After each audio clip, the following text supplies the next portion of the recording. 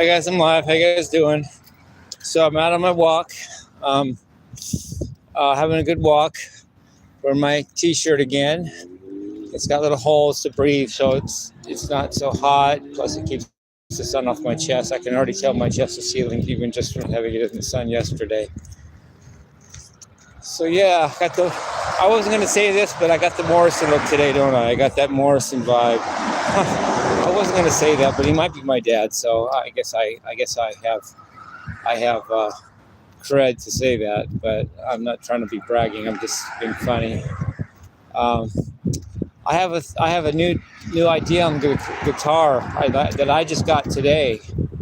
It comes via, well, the idea for it came from Steve Vai, Joe Satriani, and Kirk Hammett. Joe, of course, having taught Steve Vai and Kirk Hammett. But it's something I read like in the 90s, and it just went over my head for 30 or 40 years. However long it's been since the 90s, I don't remember.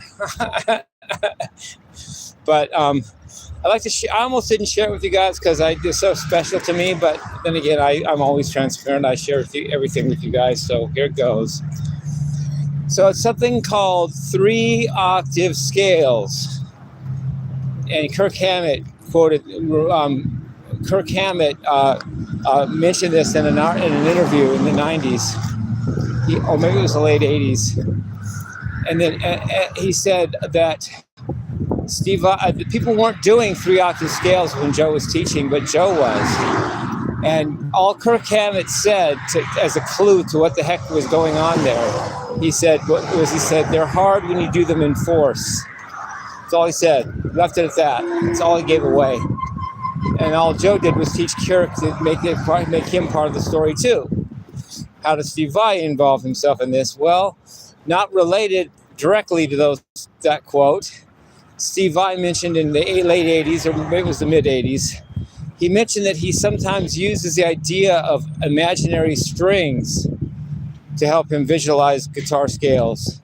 And I put the two together today. I put the fact that Joe did 3-octave scales, and that Steve uses imaginary strings to visualize the fretboard. And I went, voila, I got it. I figured out how to do 3-octave scales with the aid of using imaginary strings to help visualize what you're doing on the guitar. And I want to share it with you. If you don't already know, you've already figured it out just from what I said so far. But just in case you didn't, let's just go over it. So let's say you're playing 3 notes per string. You're playing a diatonic scale or mode. Just pick anything. Pick something that's 3 notes per string. You got 18 notes total because you got 6 times 3 is 18 notes, right? And that gives you 2 octaves plus a fourth. So how do you make 3 octaves out of this? What do you do to make it to visualize to get 3 octaves? Octave scale, 2 octave plus 1/4 scale. Well, here's what you can do. Go to your low 6 string pattern, your very lowest string pattern, and visualize there being a 7th string, a low B. And if you have a low B, then visualize there's a low F sharp.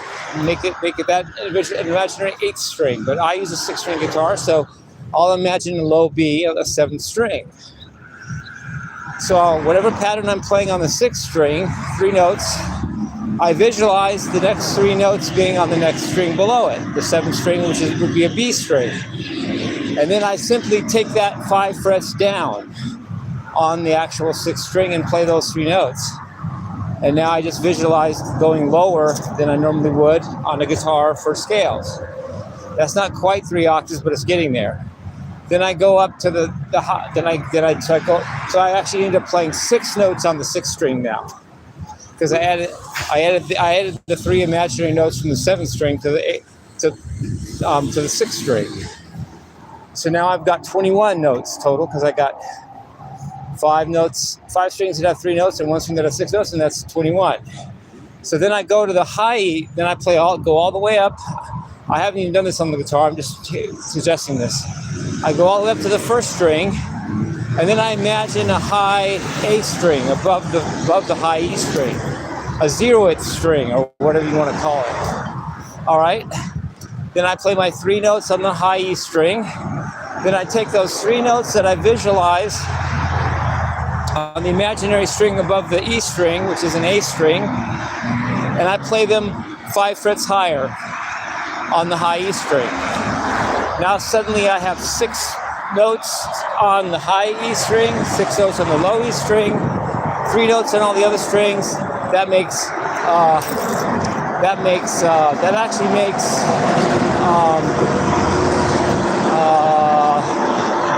24 notes total, and that's 3 octaves plus a third, isn't it? Because 1 octave is an eighth or an octave. 2 octaves is a 15th, which is 8 plus 7, and then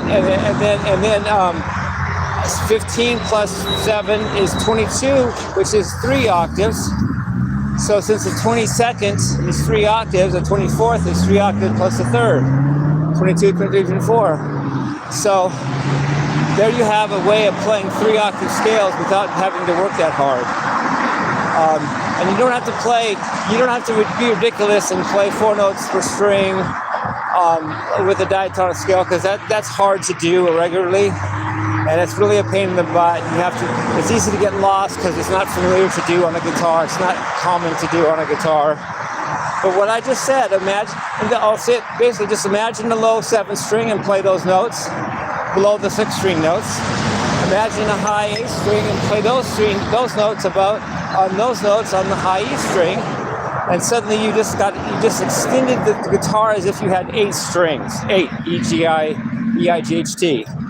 8 strings, and 8 times 3 is 24, and there you have it. Triple 3 octaves plus a third. And that's a really cool thing I'm going to start doing. I haven't even done it. I just got that idea on my walk about an hour ago. I just now figured it out myself. I think Steve Vai does that a lot. I think that's how he plays, really cool in cool ways. And he talked about it. I've only heard Steve talk about imaginary strings besides me now. Just me and Steve are the only ones I've ever heard that I know of saying about imaginary strings. Plus Kirk said the thing about 3 octave scales, and you don't hear too many people talking about that, but you hear it once in a while. So putting the two together, I got a cool idea, and I love to share. I'm glad to share it with you guys. Love you guys. Peace, love, and rock and roll.